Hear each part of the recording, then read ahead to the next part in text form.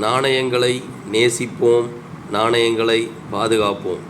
நாணயங்களின் காதலன் doctor P V. Srinivasa Perumal. 2011ஆம் ஆண்டு ICMR Indian council of medical research நூற்றாண்டு விழாவினை கொண்டாடும் விதமாக இந்த ₹5 கம்மெமரேட்டிவ் நாணயம் மும்பையில் அச்சிடப்பட்டு வெளியிடப்பட்டுள்ளது.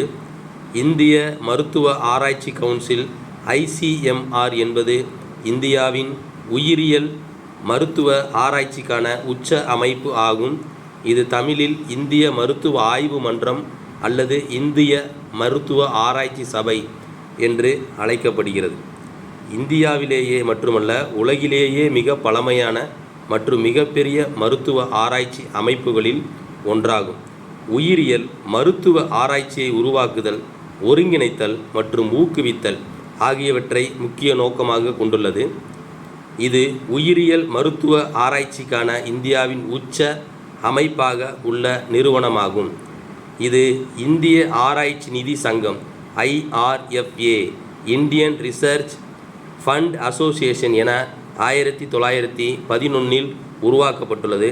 அதனை நினைவுபடுத்தும் விதமாக இந்த நாணயம் வெளியிடப்பட்டுள்ளது. இந்த நாணயமானது நிக்கல் மற்றும் பிராஸ் உலோகங்களை கொண்டு உருவாக்கப்பட்டுள்ளது.